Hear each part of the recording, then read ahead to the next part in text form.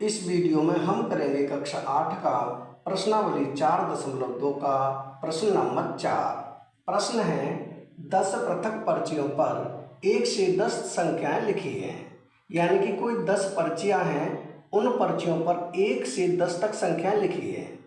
उन्हें एक बक्से में रखकर अच्छी प्रकार से मिला दिया जाता है। यानी उन 10 पर्चियों को एक बक्से में डाला जाता है और अच्छी प्रकार से उसे मिला दिया जाता है। बक्से के अंदर से बिना देखे एक पर्ची निकाली जाती है। यानी कि बक्से में से बिना देखे कोई पर्ची निकाली जाती है। निम्नलिखित की प्रायिकता क्या है? तो इनकी हमें प्रायिकता ज्ञात करनी है।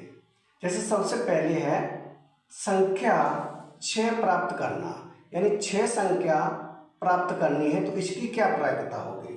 तो सबसे पहले हम लिखें पर्चियों की संख्या, यानी कि पर्चियों पर लिखा हुआ है 1 2 3 4 5 6 7 8 9 और ये 10। यानी कि पर्चियों पर 1 से 10 तक संख्या लिखी हुई है। अब पहला प्रश्न है संख्या 6 प्राप्त करना। यानी इसमें देखेंगे संख्या 6 कितनी बार है, तो संख्या 6 एक बार है, तो संभावित परिणाम हो जाएगा 1। और कुल संख्या कितनी है? 1 2 3 4 5 6 7 8 9 10। कुल संख्या 10 है, तो इसका मतलब जो कुल परिणाम हो जाएगा वो हो जाएगा 10। तो यहाँ लिखें पहले प्रश्न का उत्तर, यानी संभावित परिणाम। यहाँ लिखें संभावित परिणाम। संभावित परिणाम कितना है? 1 है। और कुल परिणाम 10 है। यहाँ लिखें कुल परिणाम। कुल परिणाम बराबर 10। अब प्रायिकता क्या होती है? प्रायिकता होती है संभावित परिणाम बट्टे कुल परिणाम। यहाँ लिखें प्रायिकता। प्रायिकता बराबर संभावित परिणाम बट्टे कुल परिणाम। कुल परिणाम तो संभावित परिणाम कितने हैं? 1 है। और कुल परिणाम कितने हैं? 10 है। तो ये हो जाएगा 1/10। यानी कि इसकी जो प्रायिकता आएगी वो होगी 1/10। ये हो जाएगा पहले भाग का उत्तर। अब हम करेंगे इसका दूसरा भाग। तो दूसरे भाग में है 6 से छोटी एक संख्या प्राप्त करना। अब देखें 6 से छोटी कितनी संख्या है?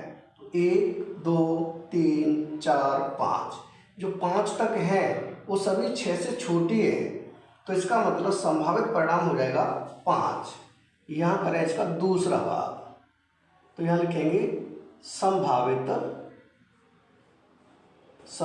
परिणाम। संभावित परिणाम हो जाएगा हमारा 5, क्योंकि 6 से छोटी संख्या है वो है 5। और कुल परिणाम कुल